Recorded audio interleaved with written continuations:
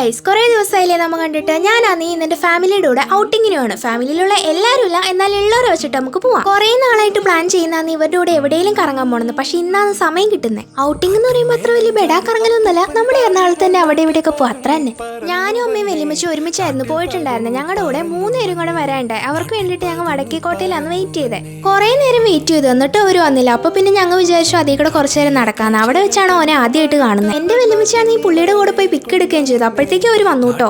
എന്നിട്ട് ഞങ്ങൾ മെട്രോയിൽ കയറാൻ പോയി. അവിടെ നിന്ന് ഇറങ്ങിയിട്ട് ആദ്യം പോയത് ബ്രോഡ്വേയിലാണ്.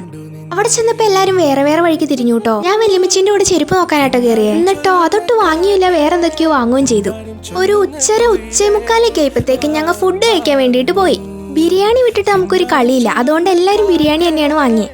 ദെൻ ഞങ്ങൾ ഒരു പാർക്കിലോട്ടാണ് പോയി. ഈ പാർക്കിന്റെ പേര് അപ്പോൾ ഓർമ്മയുണ്ടായിരുന്നു, ഇപ്പൊ ഓർമ്മയില്ല. കുറെ ദിവസമായി വീഡിയോ എടുത്ത് വെച്ചിട്ട്. പിന്നെ ഞങ്ങൾ കുറച്ചു നേരം അവിടെ ഇരുന്നു. നാട്ടുകാരുടെയും വീട്ടുകാരുടെയും ഒക്കെ കുറ്റം പറഞ്ഞു എന്ന് ഞാൻ പറയില്ല, എന്നാലും എന്തൊക്കെയോ സംസാരിച്ച് വായിലെ വെള്ളം പറ്റിയപ്പോൾ ഞങ്ങൾ എല്ലാവരും ഐസ്ക്രീം വാങ്ങി കഴിച്ചു. അവിടെ നിന്ന് നേരെ മറൈൻ ഡ്രൈവിലോട്ടാണ് പോയി. അവിടെ ചെന്നപ്പോഴോട്ടെ വേറെ ഏതോ രാജ്യത്തിന്റെ ബോർഡർ കിടന്നു എന്ന ഫീലായിരുന്നു. ഒറ്റ മലയാളി പോലും അവിടെ ഉണ്ടായിരുന്നില്ല. ഒരു വൈകുന്നേരമൊക്കെ ആയപ്പോഴത്തേനുമാണ് ഞങ്ങൾ തിരിച്ചു വന്നത്. അതിന്റെ ഇടയ്ക്ക് ചാനലില്ലാത്ത എന്റെ കസിൻ വ്ലോഗ് എടുക്കുന്നുണ്ടായി. പിന്നെ ആരെങ്കിലും എന്റെ ചാനൽ സബ്സ്ക്രൈബ് ചെയ്തിട്ടില്ലെങ്കിൽ ഇപ്പൊ തന്നെ ഓടിപ്പോയി ചെയ്തോ.